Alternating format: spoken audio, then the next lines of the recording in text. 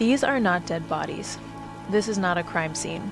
These are businessmen passed out on the streets of Tokyo after a long day at the office.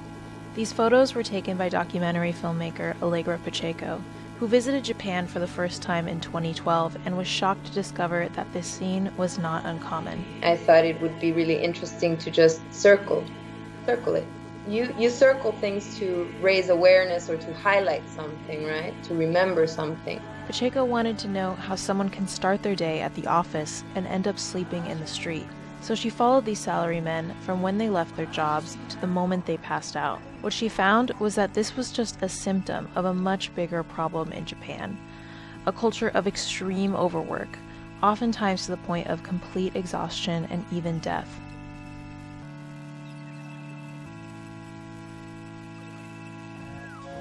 Pacheco is far from the first person to point out the extreme and isolating lives of Japanese salarymen and women, or white-collar workers. The concept has been part of the conversation for decades and has appeared again and again in Japanese pop culture.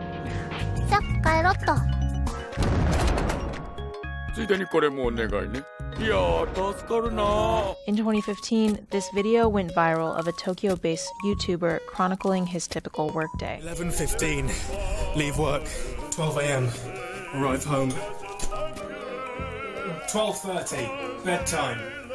This is, of course, supposed to be silly, but overwork in Japan is no joke. A recent government study found that nearly a quarter of workers logged more than 80 hours of overtime every month, and that 1 in 5 workers are at risk of death by overwork, either by stroke or heart attack or from stress-induced suicide.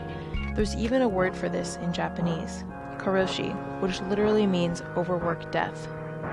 To find out why this is such a problem in Japan, we spoke to Thomas Loser, who teaches courses on Japanese culture at NYU.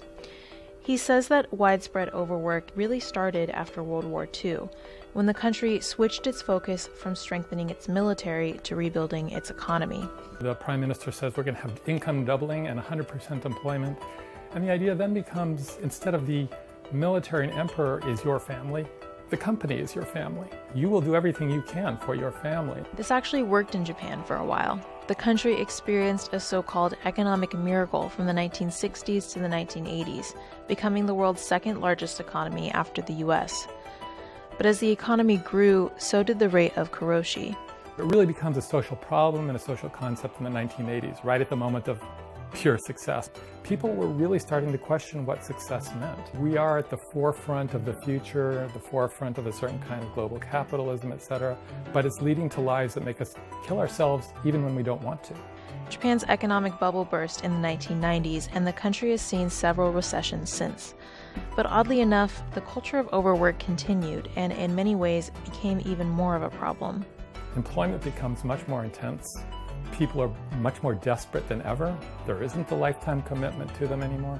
So they're continuing to work very, very hard for fewer jobs with less certainty. So the discipline is there, the idea that you should be working and giving physically, mentally, everything that you've got. But the conditions that encourage or exacerbate that have changed and maybe in some ways become worse. Drinking became the mode of dealing with the pressure. They go to the bar and drink a lot, and it seems like they're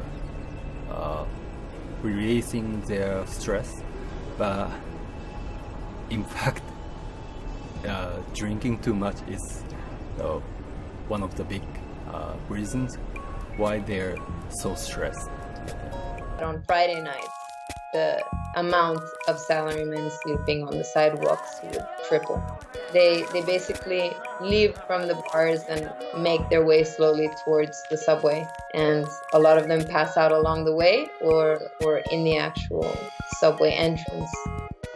Despite the fact that karoshi has persisted for decades, the Japanese government didn't really address the problem until last year.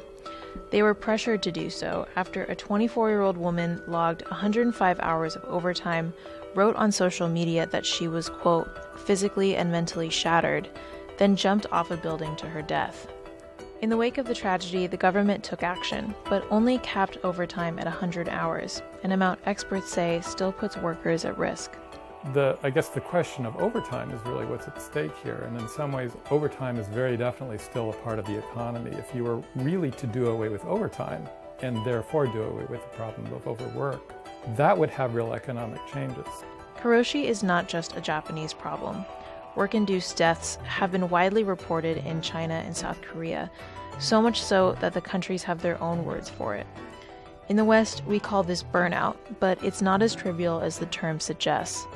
A 2014 study showed that a quarter of salaried workers in the US regularly put in at least 60 hours a week.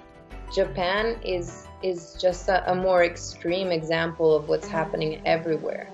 The salarymen are in a way like a corporate soldier, but we're all headed in the same direction. Japan is just already there and in an extreme fashion.